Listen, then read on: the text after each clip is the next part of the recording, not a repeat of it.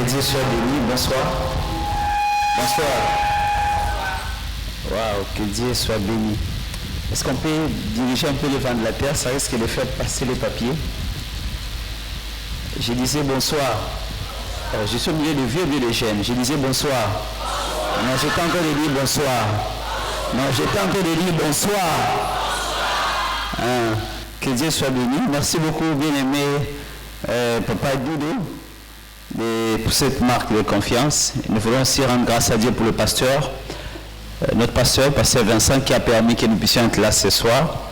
Et aussi merci pour vous qui êtes là dans ces programmes merveilleux de découvertes, des talents, des dons et des grâces. Et je crois que, à part le frère Yanis, quelqu'un aussi doit découvrir ce qu'il est ce soir. Amen.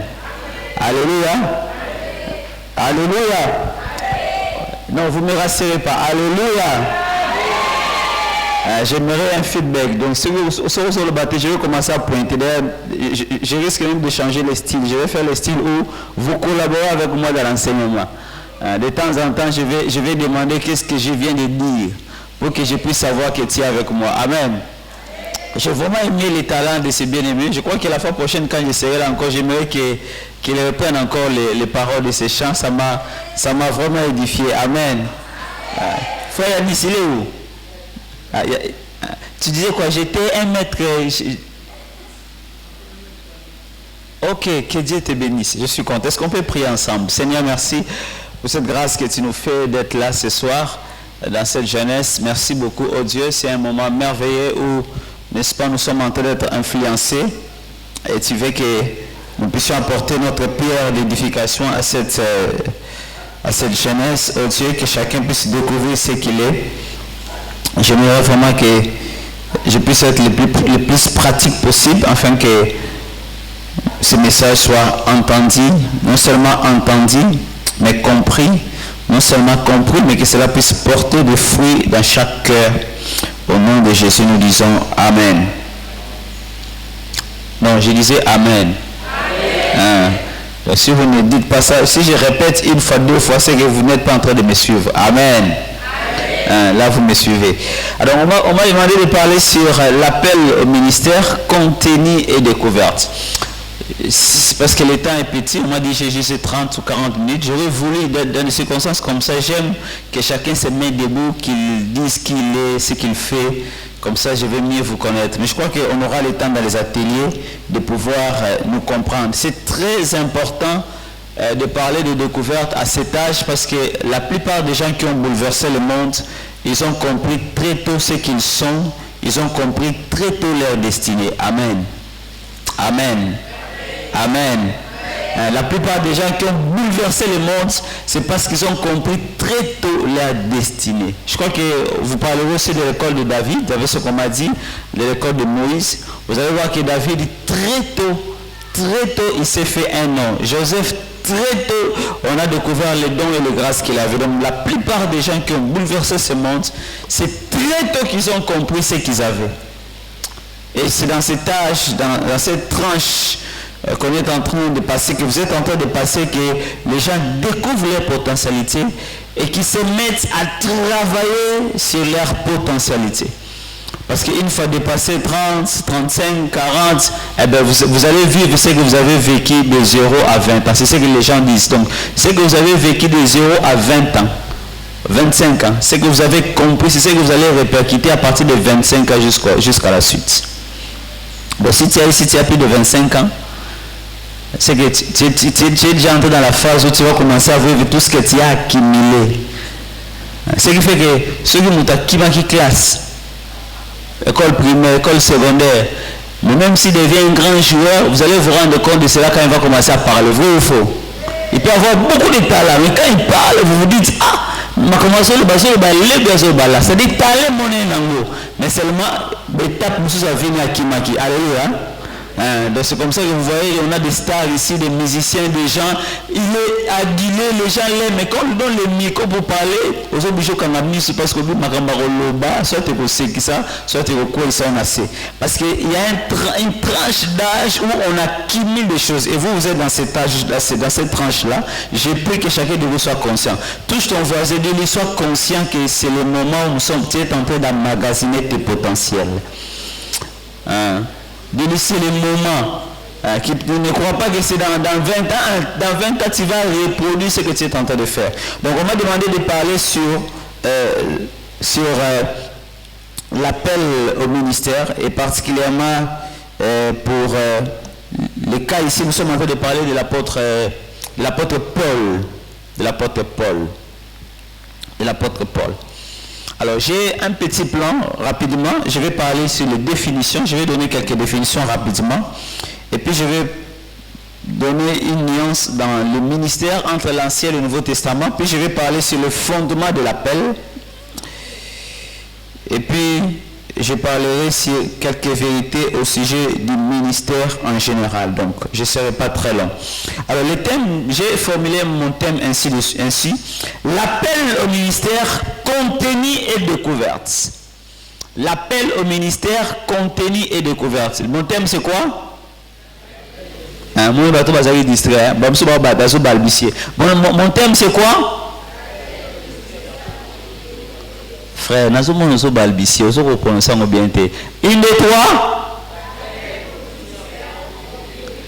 l'appel au ministère, contenu et découverte. Donc, dans ce thème, nous voulons voir les contenus de l'appel. En d'autres termes, qu'est-ce que ça signifie, l'appel? Qu'est-ce que ça signifie, le ministère? Nous voulons aussi savoir, en fait, qu'est-ce qui est caché? Parce qu'il y a aussi le mot découvert. C'est-à-dire qu'il y a des choses qui sont en toi que tu ne connais pas, mais que tu dois découvrir. C'est ça le grand mystère de la vie. Dieu nous a créés, mais au fur et à mesure que nous avançons, nous sommes en train de nous découvrir nous-mêmes. Tu es en train de te découvrir. Et c'est dans cet âge ici qu'on se découvre le mieux. Parce qu'une fois passé cette tranche, bien aimé, ce que vous découvrez, ça risque d'être un peu tard pour manifester réellement ce que vous êtes. Et c'est pourquoi dans les pays occidentaux, vous voyez que même maintenant le foot, il y a des écoles de foot. Amen. Vous allez voir les enfants qui ont déjà 5 ans, 6 ans, 7 ans là, déjà on les met dans l'école de foot pour découvrir leur talent. Pour découvrir leur potentialité. Alors c'est quoi l'appel? C'est quoi l'appel? Qu'est-ce qu'on entend par appel? L'appel, c'est une invitation de Dieu à un homme pour réaliser sa volonté divine. Donc l'appel, c'est quand Dieu invite quelqu'un dans le but que cette personne réalise la volonté de Dieu. Ainsi, nous allons, quand nous lisons la Bible, nous voyons que Dieu a appelé des hommes, des femmes, pour des tâches spécifiques. Donc c'est une invitation divine pour réaliser la volonté de Dieu. Et cette volonté, c'est déjà préparé avant même ta naissance. Avant même que tu sois conçu de ton père et de ta mère. Avant même qu'on sache ton nom. Dieu avait déjà une volonté pour toi. Quelqu'un dit Amen. Quelqu'un dit Amen bien. C'est comme ça que Dieu dit à Jérémie, avant que tu sois formé dans le ventre de ta mère, je te connaissais. Ah, tu m'as connu comment? Avant même que tu sois dans le ventre de ta maman, je te connaissais. Donc Dieu nous connaît et il a formé des projets pour nous avant même que nous naissions.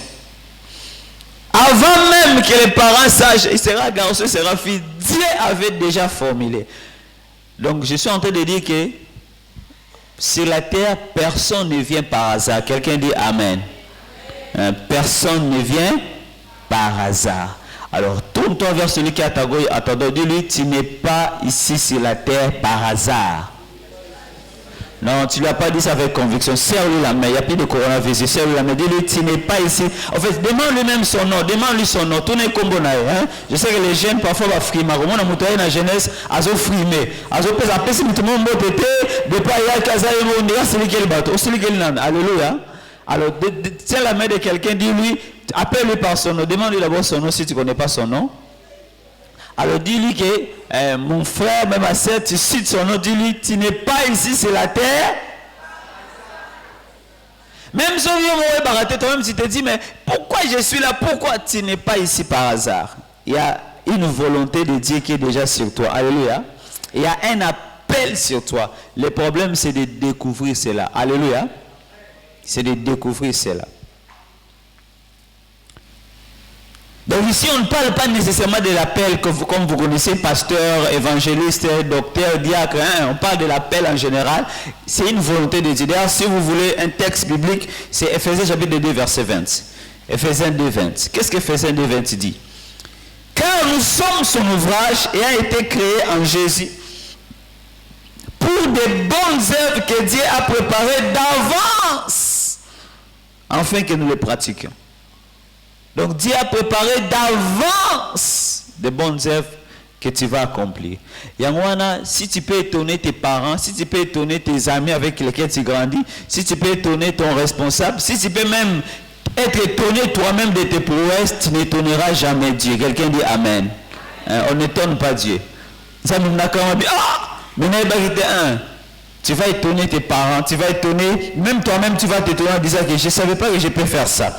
Alors, c'est quoi le ministère? Le ministère, c'est simplement service. C'est ça les termes.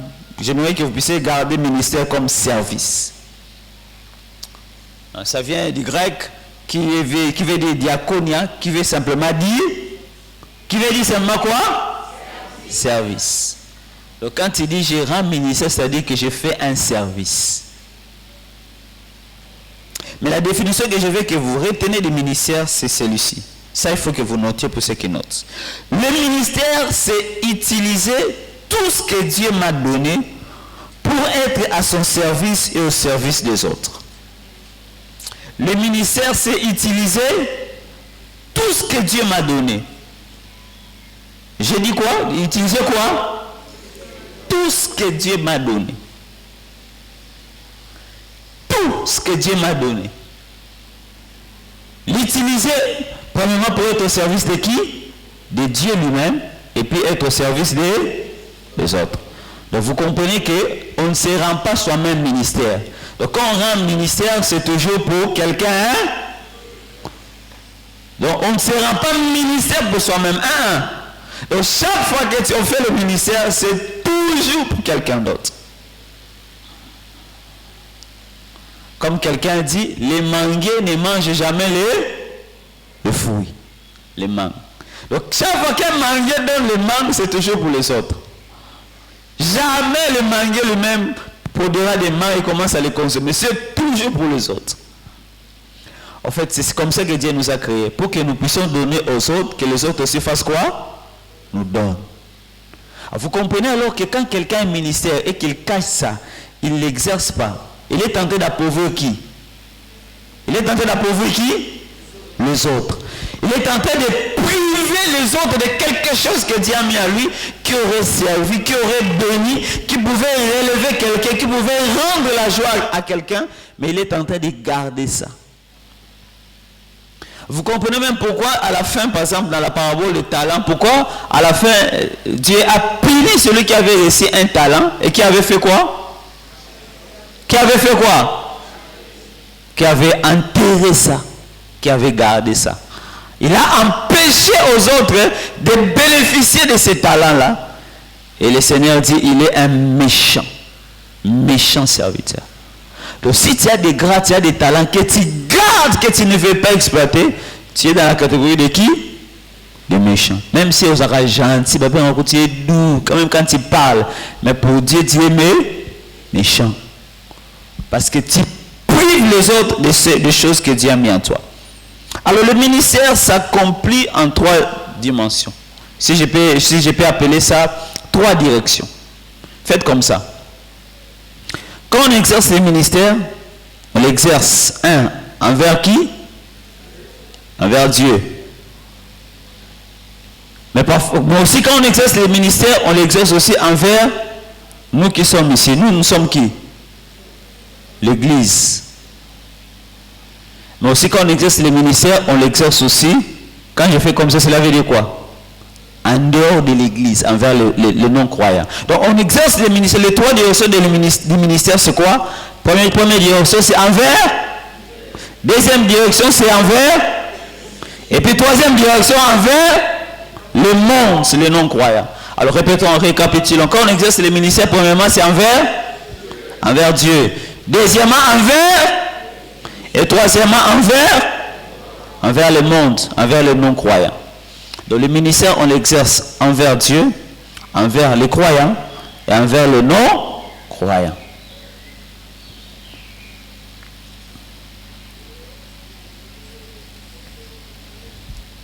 Alors il y a une nuance dans l'évocation du ministère quand on compare l'Ancien au Nouveau Testament. Dans l'Ancien Testament, Dieu n'appelait pas tout le monde. Il y avait une catégorie de personnes que Dieu appelait, surtout par exemple pour les sacrificateurs, ainsi que pour le roi. À part le cas, n'est-ce pas, de David, mais dans le plan de Dieu, le roi devait sortir de quelle tribu? De quelle tribu? J'avais dit que vous devez participer, c'est une réunion de jeunes. Le roi devait sortir de quelle tribu? Tribu de Juda. Et les sacrificateurs devaient sortir de quelle tribu? Tribu de Lévi. Et puis particulièrement de quelle famille? Les sacrificateurs, tribu de Lévi, mais quelle famille? Famille d'Aaron. Merci beaucoup. Donc, ce qui fait que, vous voyez, il y avait 12 tribus. Il y avait une tribu qui était chargée de faire sortir le roi, tribu de Juda. Il y avait une tribu qui était chargée de s'occuper du temple, les Lévites. Et dans cette tribu, Dieu a choisi une famille, la famille d'Aaron, pour faire la sacrificature. Donc tout le reste des peuples-là, ils n'étaient ni sacrificateurs, ni de la famille royale. Alors les prophètes, c'est vrai, Dieu pouvait appeler de temps en temps des prophètes selon certaines tribus. Mais en réalité, Dieu choisissait des personnes. Mais ce n'est pas le cas dans le Nouveau Testament. Lisons ensemble un texte. On n'a pas encore lu un texte ensemble.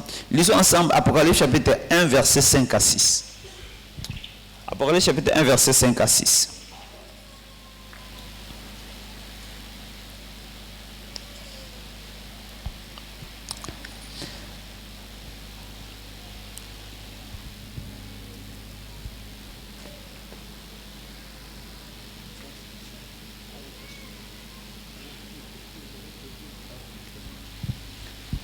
Lisons ensemble Apocalypse chapitre 1, verset 5 à 6. Est-ce qu'on peut lire? Apocalypse 1, 5 à 6. Il y en a qui cherchent Apocalypse. Apocalypse, c'est dans l'Ancien Testament. Amen. Amen. C'est dans le Nouveau Testament. Apocalypse 1, 5 à 6, la Bible dit: et de la part de Jésus-Christ, les témoins fidèles, les premiers-nés d'entre les morts, et le chef des rois de la terre, à celui qui nous aime, qui nous a lavé de nos péchés par son sang, et qui a fait de nous un royaume. Il faut dire, nous sommes à la réunion de la jeunesse, n'ayez pas peur. Dis à ton voisin, n'ayez pas peur. Qui a fait de nous un royaume de sacrificateurs pour Dieu son Père. Nous sommes un royaume de sacrificateurs. Donc si on était dans l'Ancien Testament, quand on parle comme c'est un royaume de sacrificateurs, on pensait qu'à une seule tribu, la tribu de Lévi.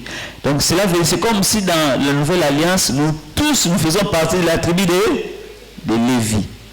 Mais en même temps, nous tous nous faisons partie de la tribu de Juda. Nous sommes des rois sacrificateurs. Est-ce que tu peux te lever là où tu es pendant 10 secondes? Tu salues quelqu'un, 2 ou 3 personnes. Tu dis, je te salue. Tu vas saluer ces sacrificateurs. Je ne sais pas, sacrificateur, on a fait une balbane. Sacrificatrice. Sacrificatrice. On va saluer. Mets-toi debout. Salue 2 ou 3 personnes. Dis-lui sacrificateur un tel.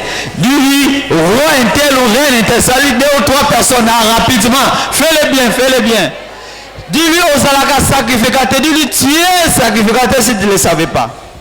Oh, il y a des gens qui ne se sont pas mis debout. S'il vous plaît, mets-toi debout, salis 2 ou 3 personnes. Dis-lui, je te salue, sacrificateur un tel.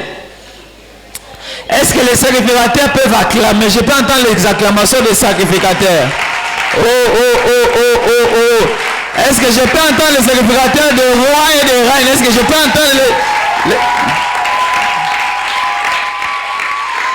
Alléluia. Et cela veut dire des choses. Ça veut dire que les sacrificateurs, ça parlait de la sainteté. Alléluia. Donc, aux saints. Même quand tu es saint, tu dois savoir que je suis qui? Saint. Les sacrificateurs étaient mis à part. Donc, si tu ne te connaissais pas partout aujourd'hui, même quand tu es saint, là, même quand tu es à l'école, sache que tu es déjà mis à part. Alléluia. Maintenant, ça me ferait mal quand je vois une sacrificatrice, un païen là, il y a la mort d'oiseau, il dit quoi? Il parle bien. Toi, sacrificatrice!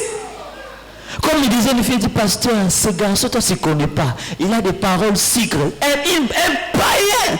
Alors, et quand le ciel regarde comme ça, le ciel est concerné. Quand nous le faisons, le ciel ferme les yeux. Dit une sacrificatrice qui se laisse entraîner comme ça.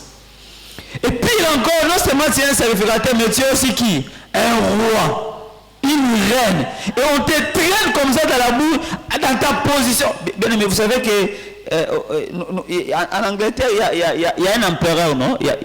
Il s'appelle le roi. Le roi s'appelle comment? Le roi Charles. J'ai suivi comment, quand William, quand il mettait au monde là, mais je me disais, mais c'est pas possible, ces enfants-là, ils ne sont pas libres. Donc la façon dont on les entoure, la façon dont on les traite, pourquoi? Parce qu'ils sont de la famille royale. Quand on parle de roi, c'est-à-dire qu'il y a une dignité sur toi. Il y a un honneur sur toi. Tu n'es pas n'importe qui. Moi, ça me fait très mal de voir quelqu'un, un garçon parler avec une fille, dans le cas de Rababla, parfois il les touche. Il est parce que toi vraiment, on les touche comme ça, on les touche. Ah, ça se rappelle. Ah! Moi, je connais des gens, quand on grandissait là, quand on était à la jeunesse. Au Simba, une sœur au Simba, toi-même tu regretteras pourquoi au Simba qui est. Alléluia. La façon dont il va te regarder, la façon dont elle va te blâmer, il me dit pardon, c'est la dernière fois. Et toi-même, tu n'auras pas le courage. On a eu des encadrés qui nous ont encadrés là. Déjà, quand tu vois la façon dont ils dégagent la dignité, tu les respectes toi-même. Est-ce qu'il y a un roi, il y a une reine ici? Oh, est-ce qu'il y a un roi, il y a une reine ici? Donc, dans le Nouveau Testament, nous sommes tous un royaume des sacrificateurs et des rois. On parle du sacerdoce universel. On parle de quoi? C'est-à-dire les sacerdoces de tous les croyants. Alors que dans l'Ancien Testament, les sacerdoces étaient exclusifs. C'était une exclusivité d'une famille, mais dans la Nouvelle Alliance, c'est inclusif. Ça inclut tout le monde, tous qui sont nés de nouveau. Tous, nous sommes des rois sacrificateurs. Nous sommes des sacrificateurs rois. Amen. Alors, ça c'était la différence dans le ministère entre l'Ancien et le Nouveau Testament. Avant d'arriver au cœur de notre sujet, je voudrais parler du fondement du ministère. Quel est le fondement du ministère? Alors, quel est le fondement du ministère? Le fondement du ministère, il y a 2 points. Notre appel ou notre ministère trouve son fondement dans la personne même de Jésus. Donc le fondement de notre ministère, c'est qui? Jésus. Si Jésus n'était pas venu, on n'allait pas être des sacrificateurs rois. Amen. Parce que nous sommes nés de la famille de... D'abord, par exemple, nous autres ici, nous ne sommes même pas des juifs. Nous sommes des païens, des gentils. C'est-à-dire déjà en tant que gentils, non seulement nous sommes, nous ne pouvons pas être, mais nous sommes aussi exclus. Ce qui fait que même dans les temples de Jérusalem, là, les gentils, les païens, leur place était en dehors du temple. Il y avait les parvis des païens, c'était en dehors du temple. Donc pour vous donner juste une idée, dans les temples de Salomon, là, il y avait ce qu'on appelle les parvis des sacrificateurs. Ok? C'est les sacrificateurs entrés. la partie réservée aux sacrificateurs. Surtout quand on a reconstruit le temple avec Esdras. Deuxième, il y avait la partie des hommes. Le parvis des hommes où une femme ne pouvait pas entrer. Puis en dehors du parvis des hommes, il y avait ce qu'on appelait le parvis des femmes. Et puis il y avait le parvis des gentils. Donc il y avait combien de murs? Sacrificateurs. C'est-à-dire uniquement les sacrificateurs entrent là, premier mur. Deuxième, le mur des hommes. C'est-à-dire que seuls les hommes peuvent entrer par là, les femmes ne peuvent pas entrer. Troisième mur, c'est quel mur? Le mur des femmes. Et quatrième mur, le mur des gentils. C'est-à-dire nous qui ne sommes pas juifs de naissance. Tu vois, est-ce que nous étions très loin? Mais dans sa grâce, quand Jésus est venu, il a fait quoi? Il a brisé les murs. Il a brisé, et le mur des gentils et des femmes a été brisé. Le mur des hommes et des femmes a été brisé. Le mur des hommes et des sacrificateurs a été brisé. C'est pourquoi on dit en Jésus, il n'y a plus ni homme, ni femme. Il n'y a plus ni homme. Il n'y a plus ni juif, ni grec. Parce que les murs ont été brisés. Alors notre appel trouve son fondement dans la personne même de Jésus. C'est pourquoi la Bible dit, et quand on parle de la personne de Jésus, ça repose surtout sur la résurrection de Jésus. C'est pourquoi pour nous les enfants de Dieu, le fondement de notre foi c'est quoi? C'est la résurrection de Jésus. Le fait que Jésus est ressuscité des morts, c'est ça le fondement de notre foi. C'est pourquoi, par exemple, quand nous lisons 1 Corinthiens chapitre 15, l'apôtre Paul dit, si il y a point de résurrection, Christ non plus n'est pas ressuscité. Et si Christ n'est pas ressuscité, notre prédication est vaine. Et votre foi est vaine. Il ajoute, puisque nous avons... Il se trouve même que nous sommes des faux témoins à l'égard de Dieu, puisque nous avons témoigné contre Dieu qu'il a ressuscité Christ, tandis qu'il ne l'aura pas fait. Ça, c'est dans 1 Corinthiens chapitre 15. Si tu peux lire ça à partir du verset, je crois 8. Je n'ai pas noté la référence. Donc, nous sommes des témoins. Peu importe ce que nous faisons à l'église, notre ministère commun, nous tous, c'est que nous sommes des témoins. Nous sommes des témoins de quoi? De la résurrection de Jésus. Nous sommes des témoins que Jésus est mort, qu'il est ressuscité. C'est pourquoi je disais que notre ministère trouve son fondement dans la personne même de Jésus, mais surtout dans sa résurrection corporelle. Il est ressuscité avec son corps. Donc nous sommes des témoins, tel que tu es là, tu es un témoin de la résurrection de Jésus. Je n'ai pas dit que tu es un témoin de Jéhovah, mais tu es un témoin de la résurrection de Jésus. Donc c'est nous les véritables témoins. Malheureusement, nous avons peur de témoigner. Et ils ont le courage de témoigner, mais nous avons peur de témoigner. Quand on dit que nous allons sortir pour l'évangélisation, il y a des gens qui vont fuir ici. Alors que c'est nous qui sommes de véritables témoins. Pourquoi? Parce que celui que nous servons, il est mort, il est ressuscité et il est vivant. Amen. Deuxième chose, notre ministère, c'est la prolongation et la continuité du ministère de Jésus. Nous sommes la prolongation et la continuité du ministère de Jésus. C'est comme si Jésus continuait à exercer son ministère. Maintenant, il exerce à travers qui? À travers les nous. Donc, non seulement c'est Jésus le fondement de notre ministère, mais c'est aussi lui. En fait, notre ministère, c'est la prolongation de son ministère. Nous continuons ce ministère. Jean chapitre 20, verset 21, tu peux lire ça. 1 Corinthiens chapitre 3, verset 9. Quand nous sommes ouvriers avec Dieu, et vous êtes les champs de Dieu. Jean 20, 21, Jésus leur dit, la paix soit avec vous, comme le Père m'a envoyé, moi aussi je vous envoie. 2 Corinthiens 5, 20, nous faisons donc les fonctions d'ambassadeurs pour Christ, comme si Dieu exhortait par nous. Donc nous sommes la prolongation et la continuité du ministère de Jésus. C'est pourquoi quand quelqu'un est malade, quand nous invoquons Jésus, guéris-moi, Jésus dit, mais il y a quelqu'un qui est là. Il y a un Patrick qui est là. Qu'est-ce que Patrick doit faire? Simplement exercer les dons, la grâce, de prier pour quelqu'un, la personne est guérie. En fait, c'est comme si Jésus se sert des mains de qui? De Patrick.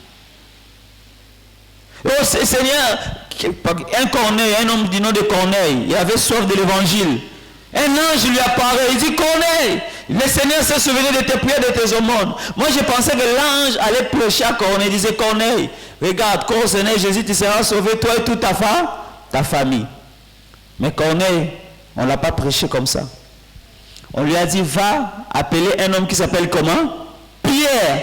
Et Pierre viendra te prêcher.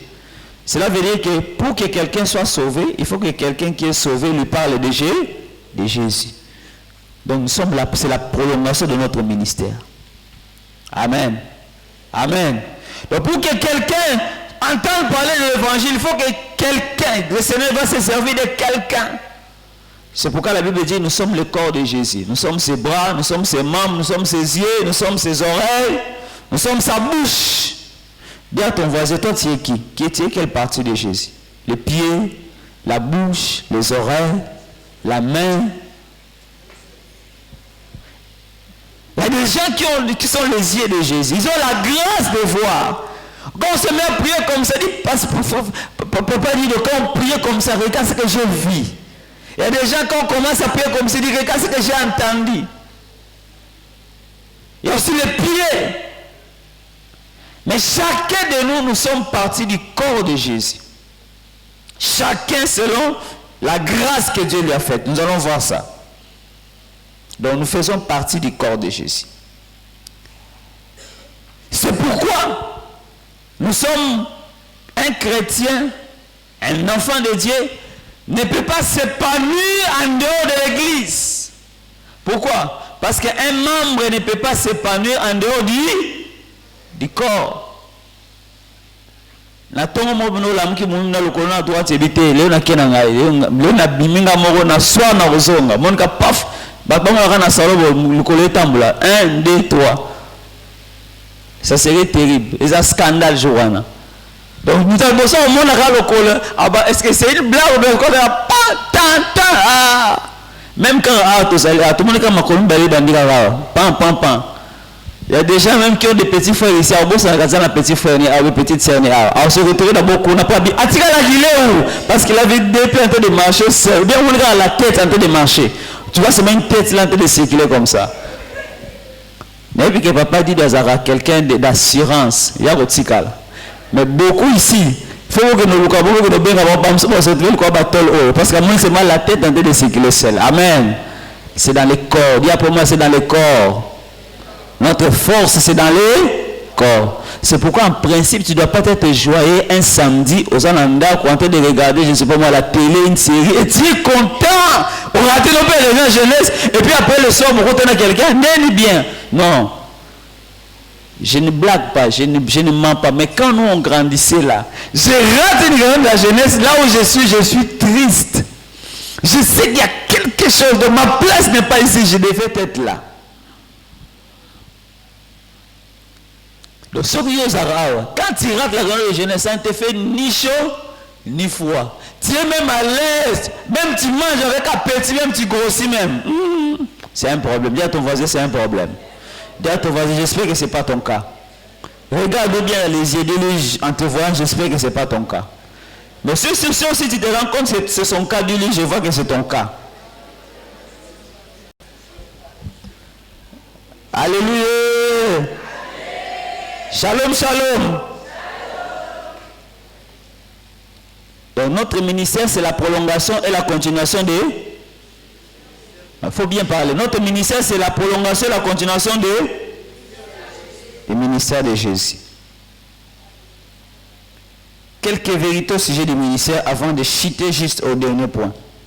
La première chose, c'est que les saluts en Jésus nous entraînent automatiquement des appels. Quand le Seigneur nous appelle là, pour nous convertir, il y a des appels qui sont ensemble. Amen.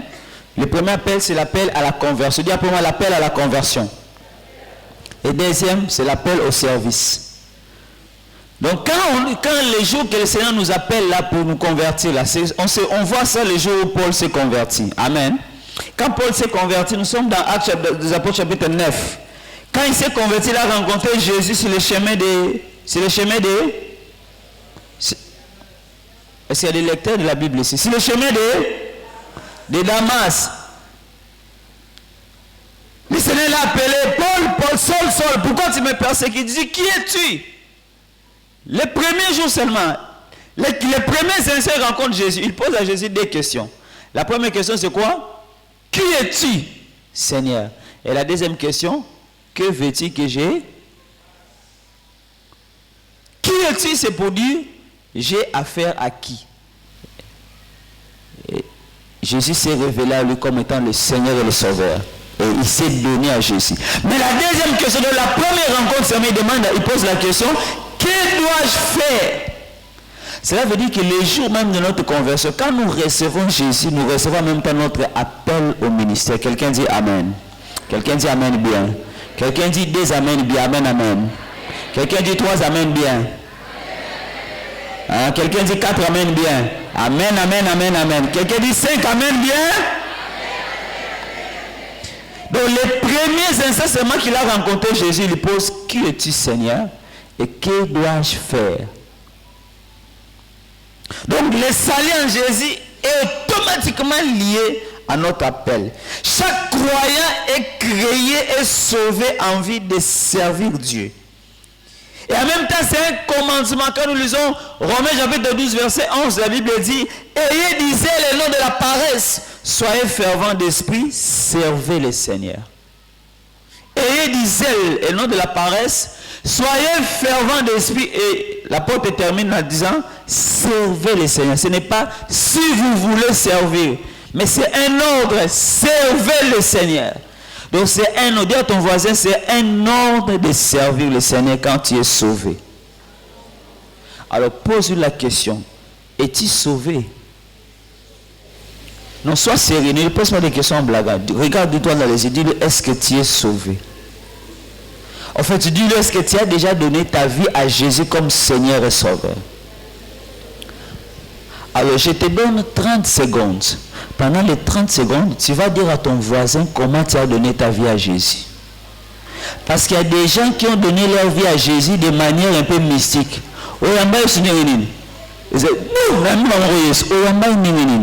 Quand je faisais les entretiens et à baptiser, il y a des moments où je demande à quelqu'un, est-ce que toi tu es un enfant de Dieu? Je dis, et je dis, vous pensez vraiment, moi je peux pas être un enfant de Dieu? Je dis, non, je ne dis pas que je pense que tu peux pas être, mais je te pose la question, est-ce que toi tu es un enfant de Dieu? Il dit, je suis un enfant de Dieu. Je dis, comment tu as reçu Jésus? Il dit, pasteur, moi là, j'étais en Angola. L'océan m'a pris, Nazindi et Meninga et bois qui les gens pensaient que je suis mort. Pouf, ça m'a jeté, je suis sorti vie. Donc, Dieu me connaît, je suis un enfant de... Moi je lui dis non, là tu as vécu un miracle de Dieu. Mais ce n'est pas ça qui fait de toi un enfant de... Alors je te donne 30 secondes. Dis à ton voisin comment est-ce que tu es devenu chrétien. Je compte. Je mets mon chrono. 30 secondes. Dis-lui comment tu as de... Pasteur, papa dit, il faut que je me souvienne de témoignage à la conversion. Vous avez déjà fait des témoignages. Chacun là-bas. Comment tu es devenu ici? Comment tu es venu ici? Parce qu'il y a des gens qui sont venus ici parce qu'il a suivi la sœur d'Ocas. J'aimais la sœur d'Ocas. Je disais, à côté de la church, c'est pourquoi je suis ici, je chante, je joue même mes instruments, mais j'ai suivi la sœur d'Ocas. En fait, après avoir suivi la sœur d'Ocas, est-ce que tu as rencontré Jésus? Tu vois, il y a des gens qui ne savent pas dire. Ils disent, bon, moi, je suis seulement là, je viens seulement, les parents me disent, va à la jeunesse, je viens. Il dit, tu as été à la jeunesse? Non. Va à la jeunesse, je suis la jeunesse. Non, il faut que tu aies un témoignage. Alléluia. Alléluia. Il faut que tu aies un témoignage de conversion. C'est ce qui fait la force du ministère, peu importe ce que tu vas faire. La force du ministère repose sur une expérience personnelle avec Jésus. J'étais en train de dire que la force du ministère repose sur une expérience personnelle avec le Seigneur Jésus. J'étais en train de dire que la force du ministère repose sur une expérience personnelle avec la personne de Jésus. Et ça, Jésus a ma solo, et ça, Jésus a Bible, et ça, Jésus a beaucoup de temps. Tu as un témoignage de ta rencontre avec Jésus. Tu peux dire à quelqu'un, j'étais ça, mais je suis devenu celui-ci, je suis devenu celle-ci. Je faisais ceci, je faisais cela, maintenant je fais ceci, je fais cela. Je mets ça, maintenant à partir de tel jour, de tels instants, à partir de telle date, j'aime maintenant ça, et les gens voient ça, les gens disent, c'est une personne, il y a quelqu'un. Maintenant les gens demandent, qu'est-ce qui s'est passé? Tu dis, j'ai rencontré, la femme samaritaine. Comment tu es devenu ce que tu es? Un homme, Jésus, m'a dit tout ce que je suis. Les témoignages. Alors, je suis obligé de raccourcir. Comme j'ai 3 séances, je ne vais pas brûler les forces, les étapes. Je voudrais finir avec ces éléments, parce qu'on a parlé des découvertes, non? Alors, je vais finir avec un concept. Forme. Dites appelez-moi forme. Un peu plus fort, forme. Un peu plus fort, forme. Ton ministère dépend de ta forme.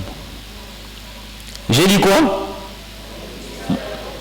Non, personnifie ça maintenant. J'ai dit quoi? Dans forme, il y a quelles sont les lettres qui sont dans forme? La première lettre, c'est quoi? Deuxième lettre? Troisième? Quatrième? Cinquième? Alors, nous allons voir ça. Aujourd'hui, j'introduis juste ça, nous allons voir ça la fois prochaine.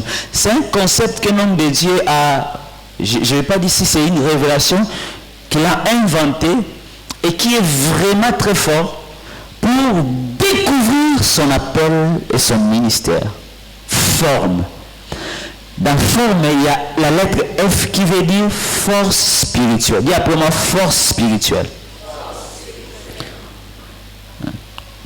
Papa dit, est-ce que je peux descendre? Je suis dans les 5 dernières minutes. Je peux descendre. Hein? Donc F, c'est la force. Dis appelez-moi force spirituelle.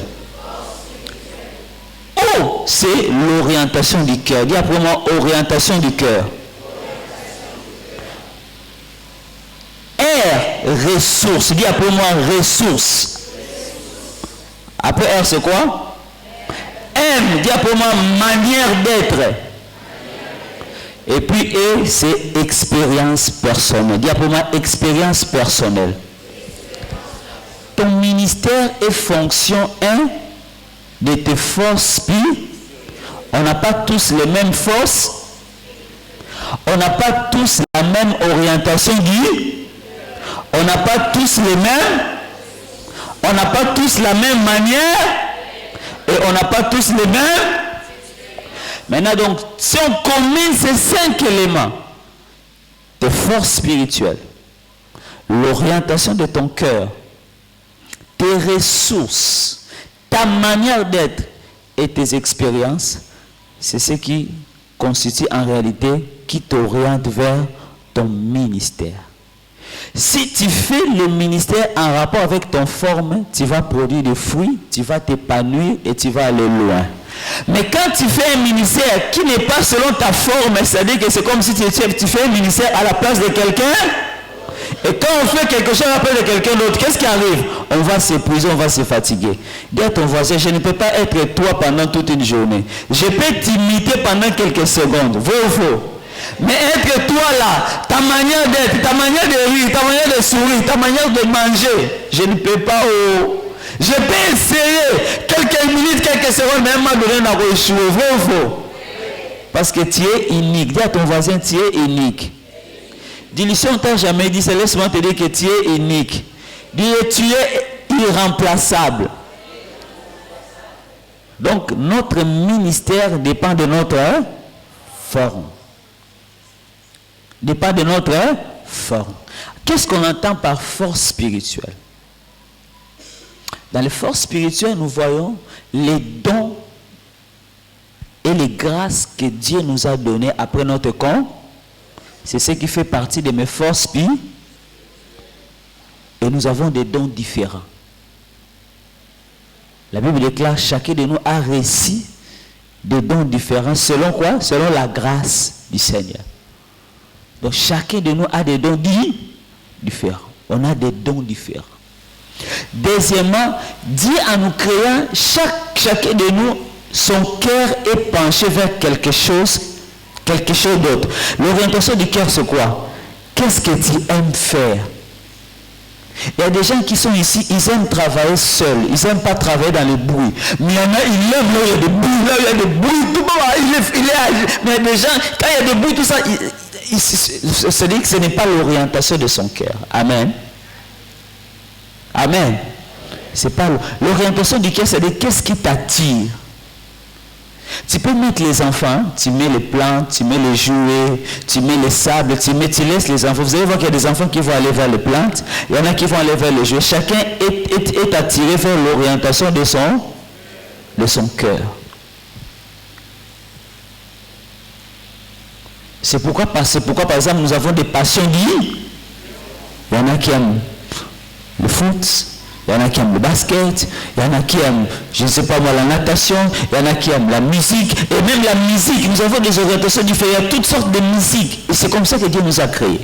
Chacun de nous a l'orientation. Même dans les choix, tu pouvais être né de la même famille, mais chacun a l'orientation de son cœur. Il est attiré par telle chose. Et c'est pourquoi même quand vous allez un jour faire le choix, les gens vont s'étonner.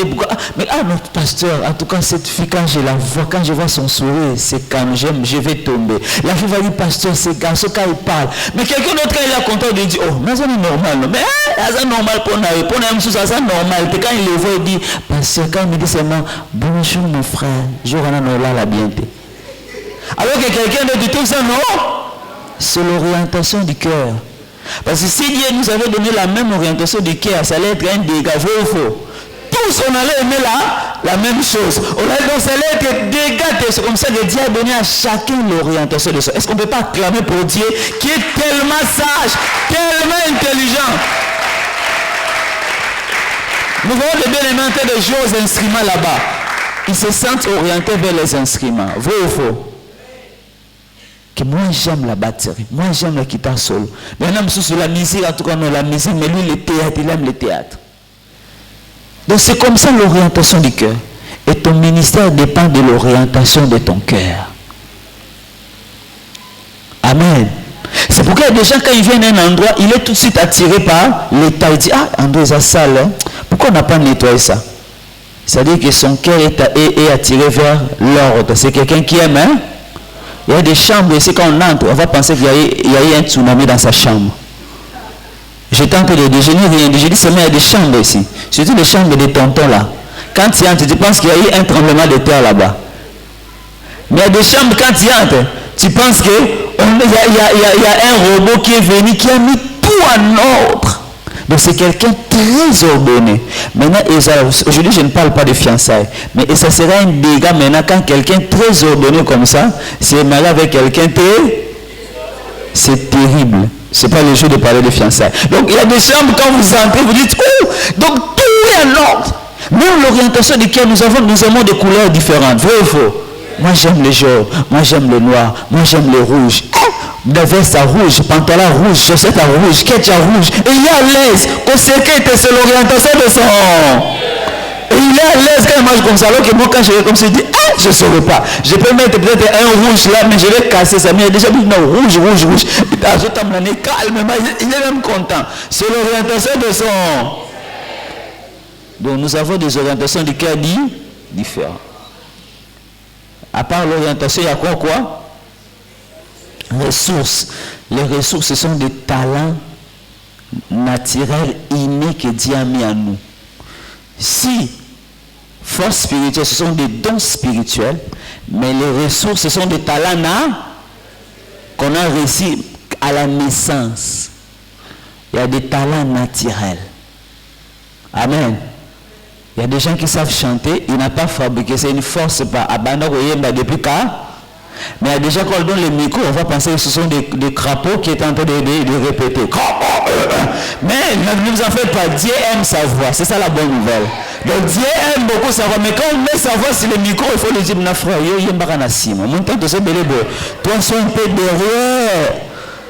Mais il y a des gens, quand ils chantent, vous dites, ce sont des anges qui chantent. C'est un talent naturel. Maintenant, s'il prend ces talents-là, il les garde, il les enterre, Dieu lui dit qu'il est méchant. Parce qu'il garde un talent. Qui n'est pas béni par la sœur Lombon? Qui est béni par les chants de la sœur Nadège? Qui est béni par les chants de la sœur Denamoine? Qui pense que si Denamoine n'avait pas fait sortir son talent, le corps du Christ allait manquer quelque chose? Qui pense qu'on allait manquer quelque chose? Il y en a qui pensent qu'on n'allait rien manquer. Si on allait manquer beaucoup de choses. Mais ils ont fait sortir leur talent et nous sommes bénis. Est-ce qu'on peut acclamer pour ces gens qui sont devant là, qui nous bénissent parce qu'ils ont mis leur talent? Maintenant, est-ce que vous pouvez m'aider à acclamer pour ceux qui sont ici, qui doivent les rejoindre là-bas? Est-ce que vous pouvez maintenant acclamer pour eux? Ils sont ici.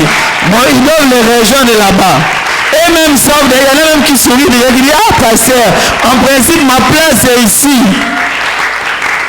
Tu es tenté d'enterrer tes ressources qu'il faut faire sortir. Il y en a qui ont la grâce de peindre. Et on lui donne un pinceau comme ça. En 5 minutes, frère, il te dessine. Allez, qui signe un ça va naturellement. Comment c'est pas notre dessin là, Yomoko. Tellement il t'a bien dessiné, tu dis non, moi j'aime le dessin ici. C'est un talent naturel. Mais on peut utiliser ça pour l'évangélisation. Mais il y en a qui gardent leur talent, c'est pour gagner l'argent, mais ce n'est pas pour Jésus. Or, le but de cette formation, c'est mettre même nos talents pour Jésus. Parce que nous avons dit le ministère, c'est mettre quoi? Le ministère, définition, le ministère, c'est mettre, employer tout ce que Dieu nous a donné pour le mettre au service de qui? Et puis des autres. Après les ressources, il y a quoi? La manière d'être.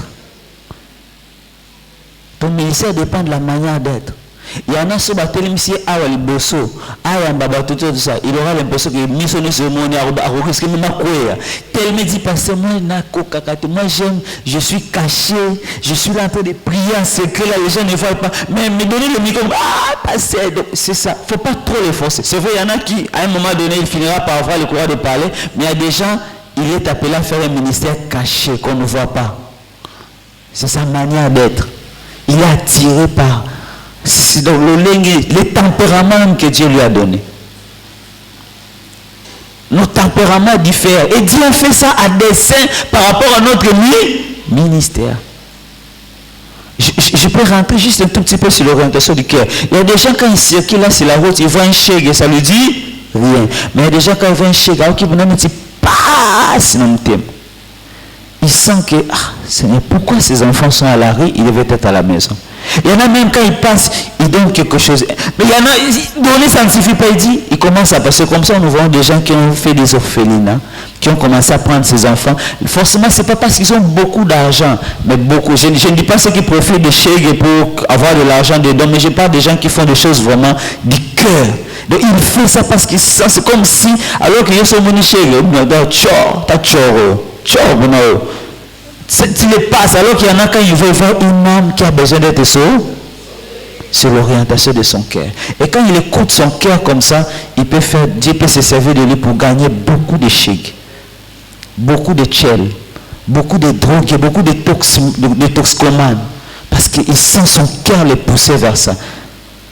Une fille mère. Alors, je reviens. Je parlais de la manière d'être. Nous avons des manières d'être différentes. Quelqu'un, par exemple, comme Paul, c'est quelqu'un qui est un colérique. Il a les tempéraments colériques. Cela veut dire quoi? C'est quelqu'un que Dieu a fait pour qu'il ne puisse pas se laisser effrayer. Ce n'est pas quelqu'un qui a peur facilement. C'est pourquoi il dit lui-même qu'il s'est fait un point d'honneur d'annoncer Jésus là où Jésus n'était pas annoncé. Donc c'est un défricheur de champs. Il n'a pas peur de terrain nouveau. Il n'a pas peur de conquêtes. Il n'a pas peur d'aller à un endroit où on n'a jamais entendu. Même quand on le lapide, même quand on le jette des pierres, le lendemain encore il vient là-bas. Mais il m'a raté, mais on l'a raté. C'est sa manière d'être. C'est quelqu'un d'intrépide, de courageux. Et ça révèle aussi en fait son ministère là où Dieu l'attend. Amen. Mais des gens, leur ministère, leur manière d'être est différente. Il est attiré par ce qui est doux, ce qui est tendre. Les enfants, les petits-enfants. Quand il voit un petit enfant, il se sent... Et les enfants viennent facilement vers lui. On dit, il faut diriger Bana. Les enfants, comment tu es dans une maison? Les enfants étaient agités, mais dès que tu es entré là-bas, les enfants sont devenus calmes. Tu commences à leur parler. En fait, on sent que sa manière d'être là attire des enfants. Mais il y a des gens, quand ils sont dans une pièce, tous les enfants font quoi? Fuient. Parce que ça va pa. Mais aujourd'hui, il sera délivré au nom de Jésus. Pour qu'à partir de ce soir, quand il va mettre un petit enfant, il est sourit et les tâtes, il a fini. Amen. Alors, à part la manière d'être, il y a enfin les expériences. Nous avons des expériences différentes. Il y a des gens très tôt, ils ont perdu leurs parents. Pourquoi j'ai perdu mon père très tôt? Pourquoi j'ai perdu ma mère? C'est une expérience douce, mais Dieu peut se servir de cette expérience dans les ministères pour attirer beaucoup de gens. Quand il y a quelqu'un qui a perdu quelqu'un, il se sent concerné parce que ça touche son expérience. Et Dieu lui a fait passer par là pour qu'à son tour, quand il commence à parler aux gens qui sont passés par des situations, quelqu'un dit, ma soeur, ce le cas qui a été, j'allais me faire du mal, mais tu m'as fortifié. Son expérience a fortifié. Il y a des gens, nous avons grandi avec un frère, a raté l'examen d'État 3 fois. Il y en a même raté 6 fois. Donc, j'ai même des licences dans l'examen d'État. Donc, on rata déjà. Mais, finalement, il a eu. Mais c'est quelqu'un qui a le don d'encourager. Quand il commence à t'encourager, attention, moi je n'étudierai plus. Tu dis non, je vais reprendre les études. Son expérience. Il y a des gens, Dieu a permis qu'ils soient maires. En fait, il ne connaissait pas le Seigneur. Il est devenu maire très tôt. Comment ils appellent? Fille mère. Une expérience triste, douloureuse. Je ne vous le souhaite pas au nom de Jésus. Mais il y a des gens comme ça. Il a connu une expérience comme ça. Il a envie de se suicider. Mais il rencontre Jésus. Il peut se servir de cela pour aider les filles désœuvrées. C'est son expérience. Mais l'expérience aussi, ça peut être de bonnes études. Par exemple, Paul, il a eu la grâce d'étudier au pied de Gamaliel, de connaître tout l'Ancien Testament, d'être un érudit. Quand il s'est converti, Dieu s'est servi de cette expérience. Et vous savez que l'apôtre Paul a écrit combien de livres dans le Nouveau Testament? Il a écrit combien? Combien? 13. Donc, le Nouveau Testament, combien de livres? 27. Donc, lui-même a écrit pratiquement la moitié. Dieu s'est servi de son expérience. Est-ce qu'on peut acclamer le Seigneur? Alors, la fois prochaine, nous allons voir ça pratiquement dans la vie de l'apôtre Paul. Nous allons voir ses forces spirituelles. Nous allons voir les forces spirituelles de l'apôtre Paul. Nous allons voir l'orientation de son cœur. Nous allons voir sa manière. J'ai essayé de donner ça rapidement. Et puis nous allons maintenant parler de chacun de nous ici. Et à un moment donné, nous allons faire un atelier la fois prochaine où chacun va commencer à vous dire quelles sont mes forces spirituelles. Quelle est l'orientation de mon cœur. Quelle est ma manière d'être. Donc ce que je demande comme devoir, écris ça devoir. Allez répertorier mes forces spirituelles. Prends un carnet, écris ça, écris carnet, devoir. Parce que la fois prochaine, j'aimerais vraiment chacun de vous, je vais vous demander, montez-moi vos papiers, les devoirs là. Il faut que tu te restes seul dans la chambre, aujourd'hui, toute la semaine. Seigneur, quelles sont mes forces spirituelles? Seigneur, quelle est l'orientation de mon? Si tu peux ne pas connaître beaucoup de tes forces spirituelles, mais au moins, tu peux connaître l'orientation de ton. Parce que c'est toi-même qui peut mieux parler de toi-même, vrai ou faux? C'est toi-même qui dois savoir que moi je suis attiré par ceci. Troisièmement, tu dois connaître quoi? Tes ressources, tes talents naturels. Écris ça. Quatrièmement, ta manière d'être. Tu es comment? Qu'est-ce que les gens disent de toi? Toi-même, qu'est-ce que tu dis? Et puis tes expériences à la fois positives et que Dieu vous bénisse.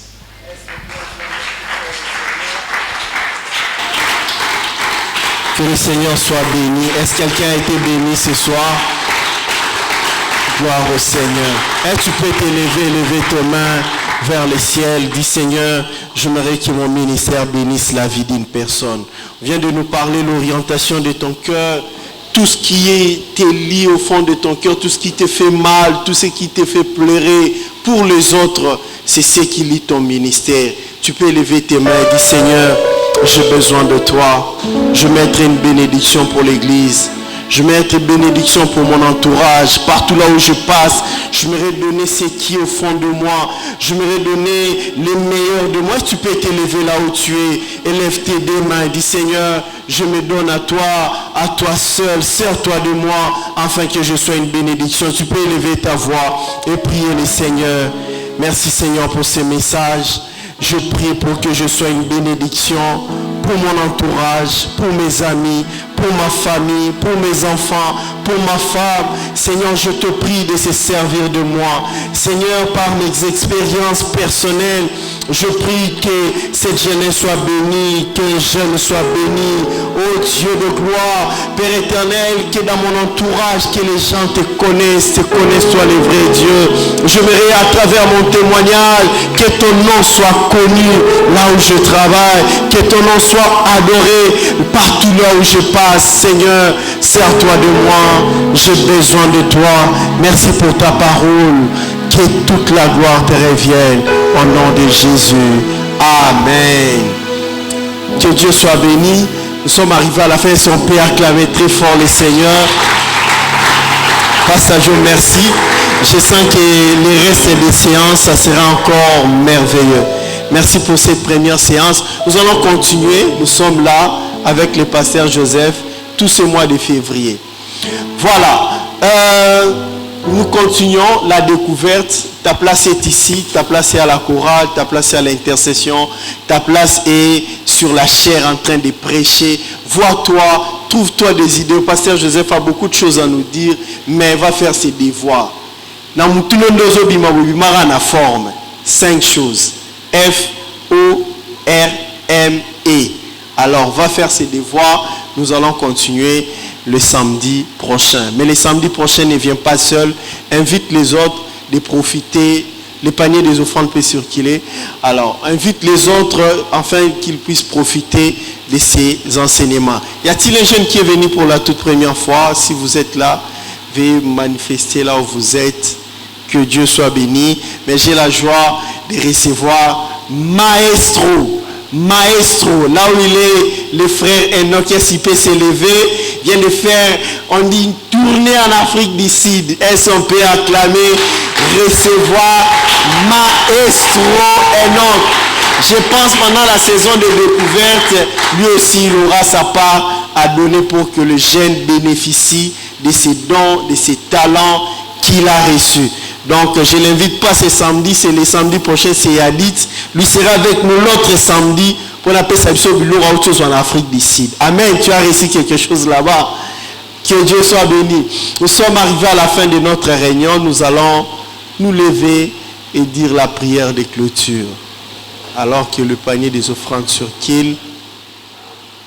À la fin, les ouvriers vont se réunir autour de frère Serge Moutoualé. Où est-ce qu'il est? Frère